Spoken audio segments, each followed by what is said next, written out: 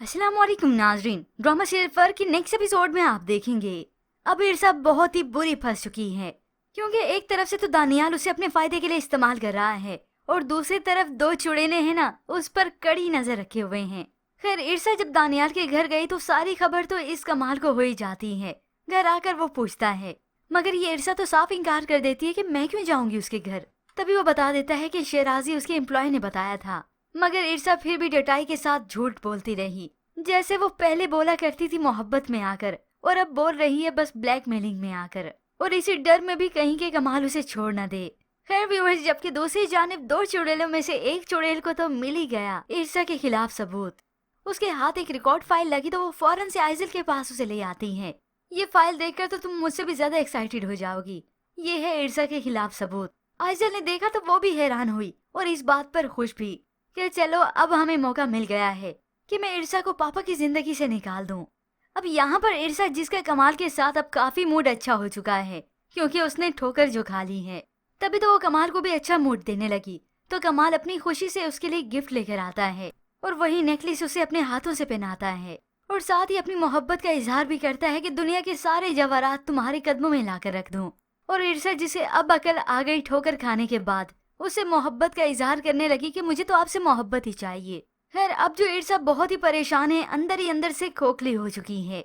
उसे तो अब इस बात की फिक्र है कि वो अपना घर अब कैसे बचाए, क्योंकि दानियाल उसे मुसलसल ब्लैकमेल कर रहा है कि उसे तो जैसे कैसे करके 10 करोड़ ही चाहिए। इरसा जैसे करे तैसे करे, मुझे तो 10 करोड़ चाहिए। तभी वो ऑफिस जाकर कमाल के मैनेजर से भी पूछती है कि मैं अकाउंट से कितनी अमाउंट ले सकती हूँ। तभी उसने बता दिया कि 10 मिलियन तक विड्रॉ कर सकती है, वरना उसके बाद तो कमाल सर के सिग्नेचर ही चाहिए। अब ये सब सुनकर तो इरसा सोच में पड़ जाती है, मगर उसकी सोच का दायरा कार तो ये दोनों चुड़ैलें आकर तब बदल देती हैं, जब फरियाल फाइल लेकर कमाल के पास पहुंचती है और उसे उसकी बात याद करवाती है कि तुमने कहा था ना कि घर और ऑफिस में क्या चल रहा है तुम्हें पता है, तो ये देखो फाइल। और साथ में ये भी बता दिया कि किस तरह से इरसा ने तुम्हारे बिस्तर पर पड़े रहने का फायदा उठा लिया। ये सुनकर कमाल उसी वक्त फाइल को देखता है और तभी बेताबी के साथ ये आइजल और फरियाल इंतजार करती रह गईं कि कब कमाल इस इरसा को बेइज्जत करेगा और इसे जलील और रुस्वा करके इस ऑफिस के साथ साथ अपनी जिंदगी से भी निकालेगा। मगर होप्स ऑफ व्यूअर्स, कमाल ऐसा नहीं करेगा। वो तो फरियाल को दो टोक कह देगा कि ये मेरी बीवी है और ये हक रखती है जितने पैसे निकाल ले। तुम कौन होती हो ये पूछ पूछ करने वाली, जब बिजनेस हम दोनों का है तो इस तरह से अमाउंट ये निकाले या मैं निकालूं कोई हर्ज नहीं। तभी ये सारी बातें कमाल से सुनकर इरसा आंसू ही बहाती रह जाएगी कि मैं कमाल और उसकी मोहब्बत पर हमेशा शक ही करती आई, मगर कमाल इतने अच्छे निकले कि मुझे किस तरह से उन्होंने प्रोटेक्ट किया। ना सिर्फ उनके वादे थे बल्कि उन्होंने सच भी कर दिखाया। वो मुझे सिर्फ अपना कहते नहीं बल्कि अपना मानते भी हैं।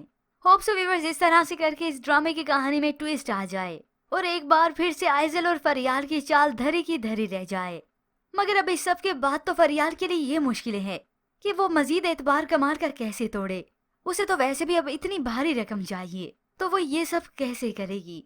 पर व्यूअर्स, आपको क्या लगता है कि इस फाइल को देखने के बाद जो फरियाल ने उसे दिखाई, क्या कमाल उंगली उठाएगा इरसा पर, उससे सवाल करेगा, या फिर ये सवाल फरियाल से ही होगा। मजीद ड्रामा रिव्यूज के लिए आप देखते रहिए उर्दू टीवी।